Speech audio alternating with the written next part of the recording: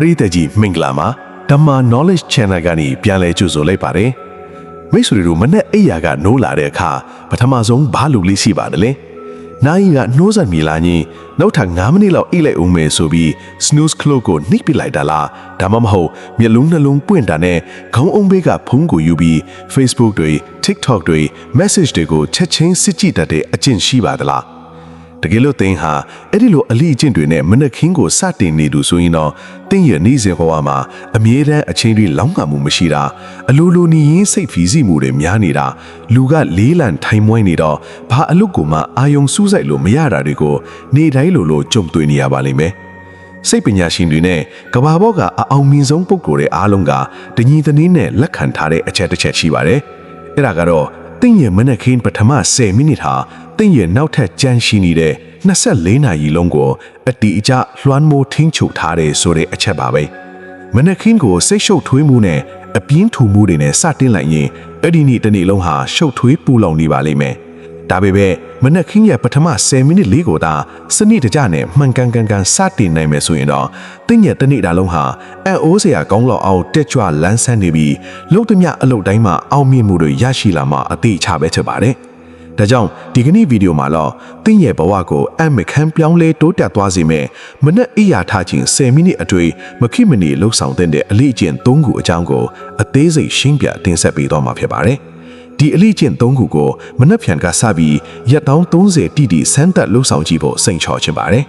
ရက်30ပြည့်တဲ့အခါတင်းနဲ့စိတ်ပိုင်းဆိုင်ရာရုပ်ပိုင်းဆိုင်ရာနဲ့ဘဝတိုးတက်မှုတွေဘလောက်တောင်ပြောင်းလဲသွားပြီလဲဆိုတာကိုကိုယ်တိုင်လက်တွေ့ခန်းစားရပါလိမ့်မယ်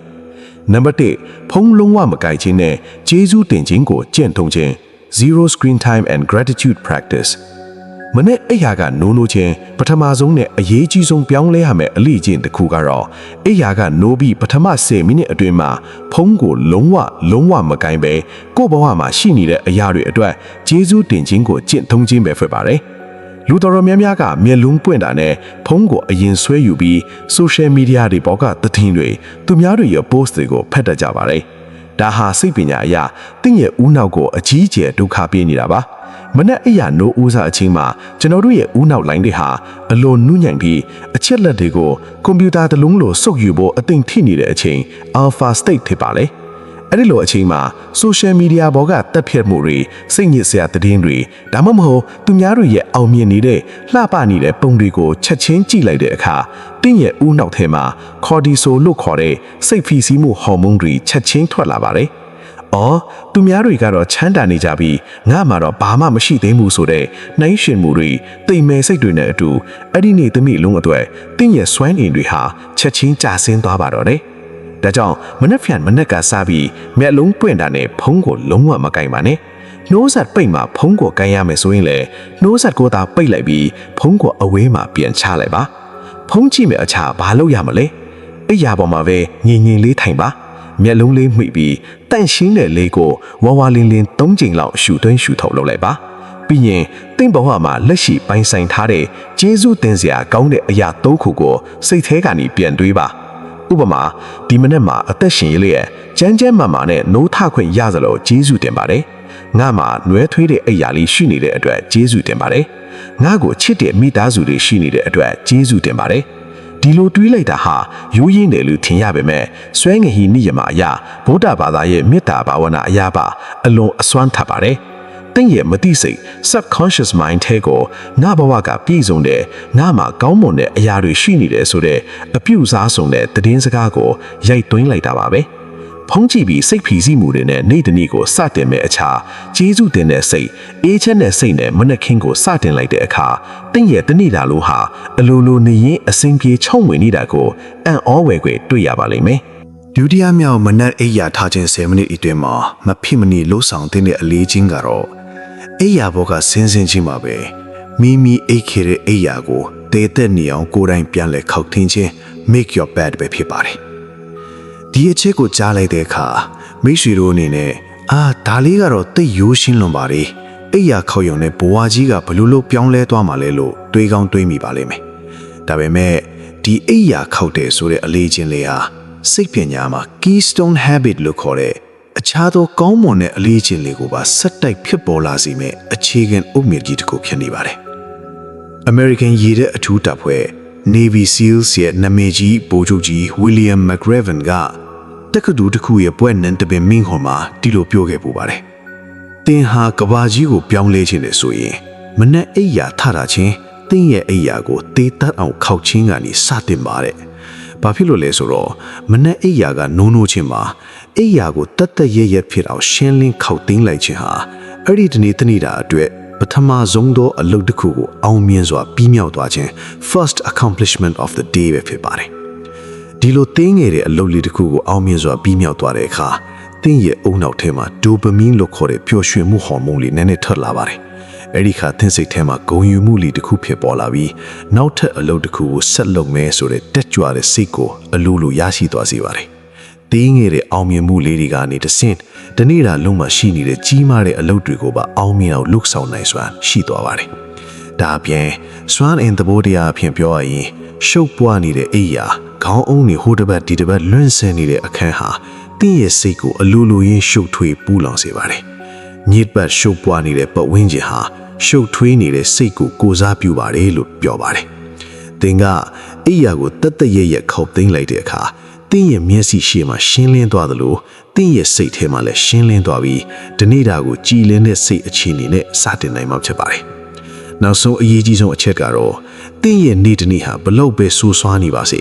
အလုတ်ခွင်မှာဘလောက်ပဲပြဿနာတွေတက်ပြီးပင်ပန်းလာပါစေညဘက်အိမ်ကိုပြန်ရောက်တဲ့အခါသင်ကိုစောင့်ကြုံနေပါကသင်ကိုယ်တိုင်မနက်ကတည်သက်စွာခောက်သိမ်းခဲ့တဲ့တန့်ရှင်းအေးချမ်းနေတဲ့အိယာလေးပဲဖြစ်ပါတယ်။အဲ့ဒီအိယာလေးကိုမြင်လိုက်တာနဲ့ဒီနေ့တခုခုတော့ငါတေးကြလုံနိုင်ခဲ့သေးတာပဲဆိုတဲ့စိတ်ဖြေရာလေးရရှိပြီးမနှက်ဖြန်ကမျောလင့်ချက်အထက်တွေကိုပြန်လည်မွေးဖွားပေးနိုင်ပါတယ်။ဒါကြောင့်မနှက်ဖြန်မနှက်ကစပြီးအိယာကနေထလိုက်တာနဲ့ဖုန်းကိုမကင်ပါနဲ့။ဂျေဇုတင်မှုတွေကိုစိတ်ထဲမှာတွေးတော့ခြင်းမိမိရဲ့ဆောင်းခေါင်းအုံအိယာခင်းတွေကိုတေးတက်နေအောင်2မိနစ်3မိနစ်လောက်အချိန်ပေးပြီးတေးချပြန်လဲခောက်သိမ်းကြည့်ပါ။ရက်30လောက်စက်တိုက်လှုပ်ကြည့်လိုက်တာနဲ့သင်ရဲ့စီကန်းရှိမှုနဲ့အလုပ်ပေါ်မှာအာရုံစုစိုက်နိုင်စွမ်းတွေဘလောက်တောင်တိုးထလာလဲဆိုတာကိုအံ့ဩဖွယ်အတွေ့ရှိရပါလိမ့်မယ်။နံပါတ်3ရေတောက်ခြင်းနဲ့ခန္ဓာကိုယ်ကိုနိုးဆော်ပေးခြင်း hydration and physical activation တတိယမြောက်နဲ့နောက်ဆုံးမနက်အိယာထား30မိနစ်အတွင်းမှာမဖြစ်မနေလှုပ်ဆောင်ရမယ့်အလေးအကျင့်ကတော့အိယာခောက်ဖိတာနဲ့တစ်ဆက်ထင်းမှာပဲရေတစ်ခွက်တောက်ခြင်းနဲ့ခန္ဓာကိုယ်ကိုပေါ့ပေါ့ပါပါအကျော်လျှော့လှုပ်ရှားပြီးခြင်းပဲဖြစ်ပါတယ်ကျွန်တော်တို့လူသားတွေဟာညဘက်9နာရီ10နာရီလောက်အိပ်ဆက်နေတဲ့အချိန်အတွင်းမှာခန္ဓာကိုယ်တွေကိုရေဓာတ်လုံးဝမဝင်ပါဘူး။ဒါကြောင့်မနေ့အိယာကနိုးလာတဲ့အချိန်မှာကျွန်တော်တို့ရဲ့ခန္ဓာကိုယ်နဲ့ဦးနှောက်ဟာအကြီးကျယ်ရေဓာတ်ခန်းချောက်နေတဲ့အခြေအနေ dehydrated state ကိုရောက်ရှိနေပါတယ်။ဦးနှောက်ရဲ့90%ကျော်ကိုရေနဲ့ဖွဲ့စည်းထားတာဖြစ်တဲ့အတွက်ရေဓာတ်နည်းနေချိန်မှာဦးနှောက်ကကောင်းကောင်းအလုပ်မလုပ်နိုင်ပဲလူကထိုင်းမိုင်းနေတတ်ပါတယ်။ဒါကြောင့်အိယာကထထချင်းကော်ဖီတွေလက်ဖက်ရည်တွေအရင်မတောက်ပါနဲ့ဦးတန့်ရှင်းတဲ့ရေကြက်အေးဒါမှမဟုတ်ရေနွေးနွေးလေးတစ်ခွက်ကိုဖြည်းဖြည်းချင်းတောက်ပေးပါဒီလိုရေတောက်လိုက်ခြင်းဟာညအိတ်နေစဉ်အတွင်းမှာခန္ဓာကိုယ်ထဲမှာစူးပွန်နေတဲ့အဆိပ်အတောက်တွေကိုစေးကြောပေးလိုက်သလိုဖြစ်စေပြီးဇီဝကမဖြစ်စဉ်ကို24%အထိချက်ချင်းမြင့်တက်သွားစေပါတယ်ကော်ဖီတောက်เสียမလိုပဲနဲ့ကိုဦးနောက်ကချက်ချင်းလန်းဆန်းနိုးကြသွားပါလိမ့်မယ်ရေတောက်ပြီးတာနဲ့နောက်ထပ်2မိနစ်3မိနစ်လောက်အချိန်ပေးပြီးလုပ်ရမှာလားတော့ခန္ဓာကိုယ်ကိုလှုပ်ရှားပေးခြင်းပါအပြင်းထန်လေ့ကျင့်ခန်းဒီလှုပ်ခိုင်းတာမဟုတ်ပါဘူးပတင်းပေါက်ကိုဖွင့်မနက်ခင်းလေကောင်းလေတန်းကိုရှူရှိုက်နေအောင်ကြီးနူးနူးလေးကိုခံယူရင်လက်မြောက်တာခါလွဲ့တာမျိုးပေါ့ပေါ့ပါပါအကျော်ရှလော့ stretching ပေးလိုက်ပါဒီလိုလုပ်ပေးခြင်းအပြင်ခန္ဓာကိုယ်အနှံ့တွေးလဲပတ်မှုတွေအားကောင်းသွားပြီးကြွက်သားတွေစီကအောက်ဆီဂျင်တွေအပြည့်အဝရရှိသွားပါတယ်နေအောင်ကြီးနဲ့ထိတွေ့လိုက်တဲ့အတွက်လည်းညဘက်ကောင်းကောင်းအိပ်ပျော်စေတဲ့ melatonin ဟော်မုန်းထွက်ရှိမှုကိုစနစ်တကျဖြစ်စေပါတယ်။ရေတစ်ခွက်တောက်ပြီးအကျော်လေးလျှော့လိုက်ရုံနဲ့သင်ဟာတနေ့တာလုံးကိုရင်ဆိုင်ဖို့ရုပ်ပိုင်းဆိုင်ရာအရာပါစိတ်ပိုင်းဆိုင်ရာအရာပါအပြည့်အစုံအသင့်ဖြစ်နေပြီပဲဖြစ်ပါတယ်။ကဲ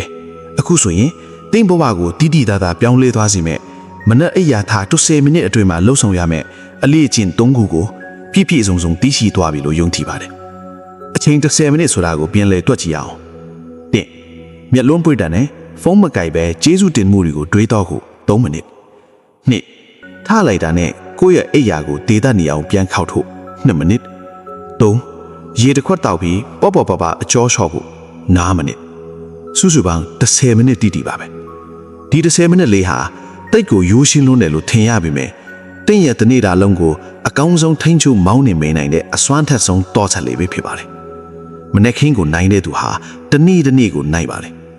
တနေ့ကိုနိုင်တဲ့သူဟာသူ့ရဲ့တဘဝလုံးကိုအောင်မြင်အောင်တည်ဆောက်နိုင်ပါတယ်ဒါကြောင့်ဒီကနေ့ဗီဒီယိုကိုကြည့်ပြီးတာနဲ့ဒီတိုင်းမထားလိုက်ပါနဲ့မနေ့ဖြန်မနက်ကစပြီးဒီအလေးချင်း3ခုကိုရက်30 day challenge ဟင်းနဲ့မဖြတ်မကွက်စမ်းသပ်လှုပ်ဆောင်ကြည့်ဖို့ကျွန်တော်အနေနဲ့အလေးအနက်တိုက်တွန်းဖိုက်ခေါ်ခြင်းပါတယ်ရက်30ပြည့်တဲ့အခါတင်းလေစိတ်ဖီစည်းမှုတွေဘလောက်လော့ကျသွားလဲအလုပ်မှာဘလောက်ပိုပြီးအာရုံစူးစိုက်လာနိုင်လဲ